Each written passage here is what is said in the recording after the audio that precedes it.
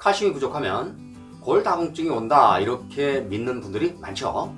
그런데 사실 이 얘기는 부분적으로만 맞습니다. 골다공증인 경우 칼슘 농도가 혈액 속에서 높게 나타날 수 있거든요. 혈액 속에는 칼슘 과잉, 뼈에는 칼슘 부족이 나타날 수 있다는 얘기입니다.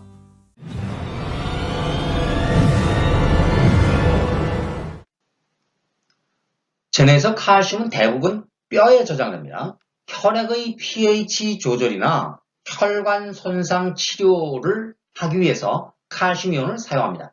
사용하고 남은 칼슘 이온을 다시 뼈로 되돌리기 위해서는 마그네슘, 붕소, 비타민 K2, 비타민 D 등의 도움이 필요하죠. 그런데 이런 칼슘이 부족하면 혈액에는 칼슘이 많고 뼈에는 칼슘이 적은 그런 현상이 일어나게 되고, 이런 상황이 장기화하면 골다공증 이렇게 진행이 됩니다. 자, 여기 그림을 보시면 이 그림에서 정상뼈 여기하고 골다공증 뼈 이것을 비교해 보는데, 구멍이 골다공증 뼈 여기를 보면은 좀 더 숭숭 뚫렸다 뭐 이런 것을 볼 수가 있겠습니다. 보충제로 칼슘이 몸에 잘 흡수되려면 구연산 칼슘, 젖산 칼슘, 글루콘산 칼슘 이와 같이 킬레이트 형태의 칼슘을 선택해야 합니다. 킬레이트는 마치 개의 집게발이 물건을 짚듯이 금속 이온과 결합하는 분자를 가리킵니다. 또한 인체는 한 번에 약 500mg 이상의 칼슘을 흡수할 수 없기 때문에 하루에 여러 차례 나누어 섭취하되 단독으로 섭취하는 것보다 칼슘과 마그네슘 비율이 2대1 이렇게 되도록 유지하는 것이 가장 좋습니다. 이제 마그네슘에 대해 살펴볼까요? 칼슘은 근육을 수축하고 마그네슘은 근육을 이완하는 서로 상반된 작용을 합니다. 마그네슘은 인체에 저장되는 양이 최대 24에서 28g 이런 정도입니다. 마그네슘이 부족하면 근육경련, 파르르 떨리거나 쥐나거나 그런 거 연상하면 됩니다. 식욕부진, 골다공증, 피로와 근육 약화 이런 현상이 일어납니다. 마그네슘이 많은 식품은 다크 초콜릿, 근데 가능하면 80% 이상이 좋고요. 견과류, 아보카도, 콩류, 두부, 통곡물, 바나나, 잎채소 이런 것들이 있습니다. 그런데 식품으로 섭취하려면 먹어야 할 양이 매우 많아서 보충제를 활용하되 식품은 보조적으로 생각하면 좋겠습니다. 비타민 A 결핍은 빈곤국 어린이와 가임 연령의 여성에게 흔하지만 선진국에서는 드뭅니다. 비타민 A는 광변환에 중요한 역할을 하기 때문에 결핍의 증상으로는 야면증이 알려져 있고, 많은 개발도상국에서 감염과 질병에 취약하게 만듭니다. 비타민 A를 많이 함유하고 있는 식품은 간유, 달걀, 주황색과 노란색 채소와 과일, 브로콜리, 시금치, 베타카로틴 공급원 등이 있습니다.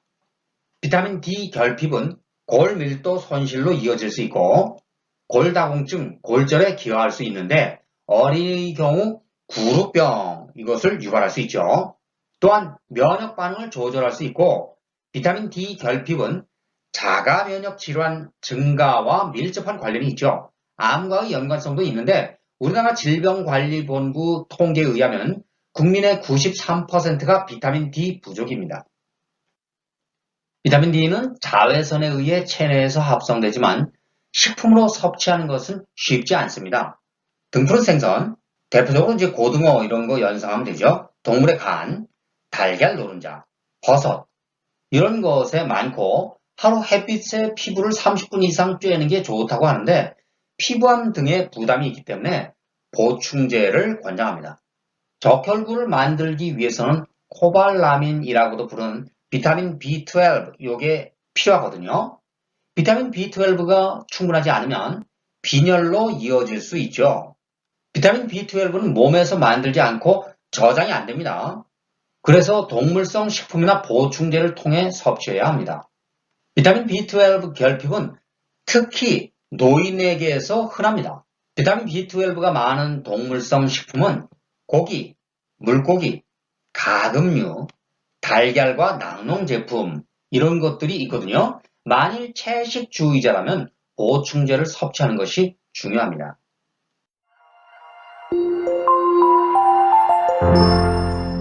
결핍이 문제가 될 수 있는 그런 영양소에 대해서 알아봤거든요. 그런데 몸에 이런 게 많을수록 좋다 그런 건 아니고요. 균형을 몸과 잘 이뤄야 좋다 이런 것이고 지나치면 오히려 문제가 됩니다. 항상 균형이 중요하다 하는 것은 동양사상으로 보면 중용이 떠오르네요. 모자라면 질병을 불러올 수 있지만 지나쳐도 질병을 불러올 수 있기 때문에 항상 균형이 중요하다 하는 것을 염두에 둬야 하겠습니다. KNL 기능의학TV는 여러분 생각이 궁금합니다. 건강에 관한 소중한 의견이나 영상에서 다뤄줬으면 하는 아이디어가 있으면 댓글란이나 커뮤니티 이런 데에 그 의견을 남겨주시기 바랍니다. 그러면 제가 자료 조사를 통해서 최대한 여러분 의견을 반영하도록 노력하겠습니다. 이번 영상은 여기서 마칩니다. 끝까지 시청해 주셔서 감사합니다. 그럼 다음 시간을 기약합니다. 여러분 안녕히 계십시오.